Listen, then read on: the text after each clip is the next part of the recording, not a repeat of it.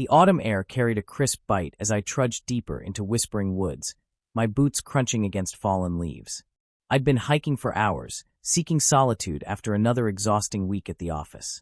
The forest had always been my refuge, a place where the noise of the world faded into birdsong and rustling branches. That's when I saw her. At first, I thought my eyes were playing tricks on me. Beside a crystalline stream, bathed in golden afternoon light, sat a girl unlike anyone I'd ever seen. Silver hair cascaded down her back, catching the sun like moonbeams. But it was the ears, those delicate pointed fox ears atop her head, that made me freeze mid-step. They twitched at the sound of my approach, swiveling toward me with uncanny precision. She wore a simple dress of earthen tones that seemed woven from the forest itself. Her feet were bare, and as she turned to face me, I glimpsed a bushy silver tail curling around her legs. But it was her eyes that truly captured me, molten gold, deep and ancient, holding intelligence that seemed impossibly human yet utterly wild. I'm sorry, I stammered, raising my hands to show I meant no harm. I didn't mean to intrude. She studied me in silence, her head tilting with feline curiosity. Then, to my surprise, she stood gracefully and extended one delicate hand toward me. Not in greeting, but beckoning me to follow. Every instinct screamed that this was madness. Yet something in those golden eyes held me captive. Trust, perhaps. Or destiny. I found myself moving forward, drawn like a moth to flame. She led me off the main trail, through brambles that seemed to part at her touch, deeper into the heart of the woods. The forest grew denser, older, as if we'd stepped back in time. Then the trees opened into a hidden grove I'd never seen despite years of hiking these paths. My breath caught. Luminescent flowers dotted the clearing, pulsing with soft blue and violet light even in the afternoon sun. A family of deer grazed peacefully nearby, showing no fear of our presence. Rabbits hopped between the glowing blooms, and birds sang from branches that seemed to shimmer with an otherworldly quality. The fox girl, I couldn't think of her any other way, moved to the center of the grove and sat upon a moss-covered stone. She patted the ground beside her, an invitation clear in her gesture. I approached slowly, my heart hammering. When I lowered myself beside her, she regarded me once more with those penetrating golden eyes. Then, without warning, she leaned against my shoulder, her warmth seeping through my jacket. The trust in that simple gesture overwhelmed me. This mysterious being, this guardian of secrets, had chosen to let me into her world. As the sun began its descent, painting the sky in shades of amber and rose, I realized my life had just changed forever. I returned to the grove every day after that first encounter. Work became an afterthought, deadlines mere obstacles between me and the forest. My colleagues noticed my distraction, but how could I explain? That I'd found something, someone, beyond rational explanation? Amelia. I'd started calling her that in my mind, though she'd never spoken a word. The name simply felt right, like it had always belonged to her. Each visit deepened our connection. She would greet me with a soft chirping sound, halfway between a fox's call and something melodic.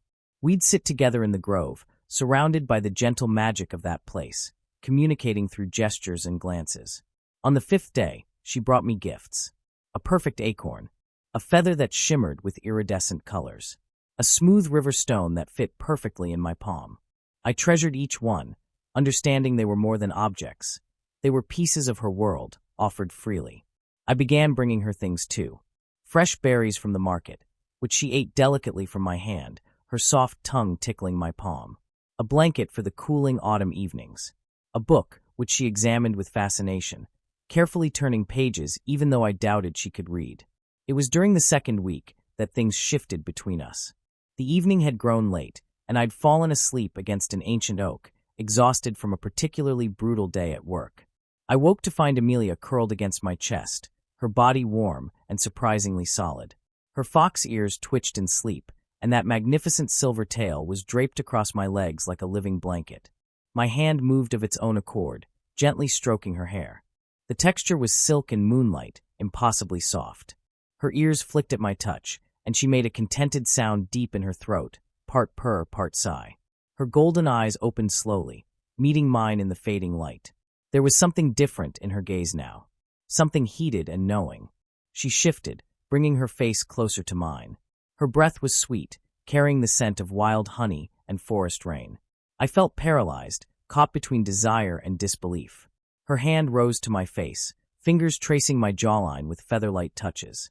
The gesture was exploratory, curious, but there was nothing innocent about the way her body pressed against mine, or how her tail tightened around my leg. "Amelia," I whispered, the first time I'd spoken her name aloud. Her ears perked up at the sound. Then she smiled, a thoroughly human expression that transformed her otherworldly features into something breathtaking.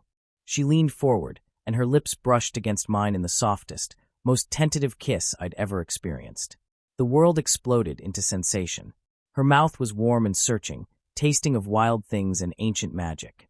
When I responded, deepening the kiss, she made that purring sound again, climbing into my lap with fluid grace. My hands found her waist, feeling the lean strength beneath her simple dress. She was real, gloriously, impossibly real. The dream started that very night. I'd wake in my bed, sheets tangled and damp with sweat, the phantom sensation of Amelia's touch still burning on my skin. In those dreams, she came to me with purpose, no longer the shy forest creature, but something primal and demanding. During my waking hours, I found myself rushing through work, counting minutes until I could return to the grove. My boss commented on my improved mood, even as my productivity plummeted. I barely cared. The following evening, Amelia met me at the forest's edge, the first time she'd ventured beyond the grove. She wore the same earthen dress, but her hair was adorned with glowing flowers from her sanctuary. The effect was stunning, ethereal. She took my hand without hesitation, leading me deeper into the woods than we'd ever gone. The path was unfamiliar, winding through ancient trees that seemed to lean in and whisper secrets. Eventually, we emerged at a small clearing where a cabin stood, weathered but sturdy, clearly abandoned for years. Amelia pushed open the door, revealing a single room with a stone fireplace, a rough-hewn table, and a bed frame covered in moss and leaves. With gestures and that musical chirping, she indicated her intention, to make this place ours. We spent the evening cleaning, though cleaning became secondary to stolen touches and lingering glances. Every time our hands met, electricity sparked between us. When I lifted a fallen beam and she pressed against my back in gratitude, I had to fight the urge to turn and claim her mouth again. As darkness fell, Amelia gestured to the restored bed, now covered with the blanket I'd brought her, along with soft ferns and fragrant pine boughs. The invitation was clear. "Are you sure?" I asked, knowing she couldn't answer in words. Her response was to pull me down beside her, those golden eyes blazing with certainty. Her hands worked at my shirt with surprising dexterity, pushing fabric aside to explore the plains of my chest. Every touch sent fire racing through my veins. I returned the favor, slowly unlacing her dress, giving her every opportunity to stop me. Instead, she arched into my touch, encouraging me. The fabric fell away, revealing skin that seemed to glow faintly in the moonlight streaming through the window. She was perfect, lean and strong, with subtle curves that fit my hands as if designed for them. That silver tail wrapped around my waist possessively as I explored her body, learning what made her gasp and purr. When we finally joined together, it felt like coming home. Her body welcomed mine with exquisite heat, her back arching as she made sounds I'd never heard before, wild and beautiful and utterly uninhibited. We moved together in the darkness, creating our own rhythm, our own language. Weeks passed in a blur of stolen moments and growing intimacy.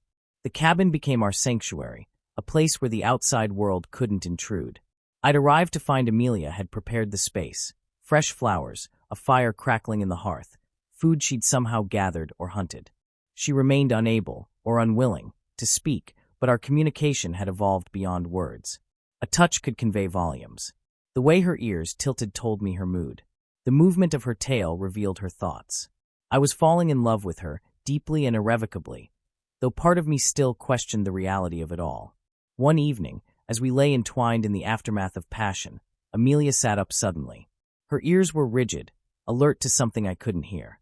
Before I could ask what was wrong, she placed a finger to my lips and pointed toward the window. Through the glass, I saw lights moving through the forest, flashlights, carried by several figures heading toward our grove. Amelia's expression transformed into something fierce and protective. She dressed quickly, gesturing for me to follow. We slipped out through the back of the cabin, just as voices grew audible in the distance. "The readings are strongest in this area," a man's voice called out. "Whatever's generating the energy signature has to be close." My blood ran cold. They were searching for the grove. For Amelia. She led me on a winding path, using her intimate knowledge of the forest to avoid the searchers. But there were more of them than I'd thought, at least a dozen people, equipped with strange devices that beeped and whirred. We nearly made it clear when a woman stepped out from behind a massive oak, blocking our path. She wore tactical gear and held something that looked like a scanning device. Her eyes widened when she saw Amelia. "Incredible," she breathed. "Jenkins, I've got visual on the entity." Amelia pushed me behind her, adopting a defensive crouch. A low growl emanated from her throat, the first truly animalistic sound I'd heard her make. "Wait," I shouted, stepping between them. "Whatever you think she is, you're wrong. She's not a threat." The woman, Jenkins, lowered her device slightly. "You don't understand what you're dealing with, sir. That creature is generating massive amounts of anomalous energy. It could be dangerous." "She has a name," I said firmly. "Amelia. And she's not a creature, she's a person." "She's a yokai," Jenkins corrected. "A Japanese fox spirit. They're known to be tricksters, sometimes malevolent. The energy signature suggests she's been feeding off something, or someone." I looked back at Amelia, whose golden eyes were wide with fear. Not for herself, I realized, but for me. She thought I might believe them, might turn against her. "Then she can feed off me for the rest of my life," I declared, taking her hand. "I don't care what she is. I love her." The words hung in the air between us. Amelia's expression shifted through shock, wonder, and finally joy. Her tail began to wag, just slightly, and tears glistened in those golden eyes. Then she did something that stunned everyone present. She spoke. "I love you too." The words were halting, accented strangely, but unmistakably human. Everyone froze, Jenkins, her team, even me. Amelia clutched my hand tighter, as if the effort of speech had cost her dearly. "Please," she continued, each word clearly difficult. "Don't take him from me." Jenkins lowered her device completely, her expression shifting from professional detachment to something resembling awe. "You can speak." "All this time." "Hard," Amelia admitted, her free hand touching her throat. "Vocal cords different. But for him." She looked at me with such raw emotion that my chest tightened. "I try." "How long have you been here?" Jenkins asked, her tone gentler now. Amelia's gaze grew distant. "Many lifetimes. Guardian. This forest, my home. My purpose." She gestured at the woods around us. "Keep balance. Protect." Jenkins glanced at her teammates, then back at us. "The energy readings make sense now. You're maintaining some kind of magical ecosystem. The glowing flowers, the unusual behavior of the local wildlife, it's all connected to you." "Yes," Amelia confirmed. "I give, they give back. Balance. And him." Jenkins nodded toward me. "What does he give you?" Amelia's smile was radiant despite the tears still tracking down her cheeks. "Everything I never had.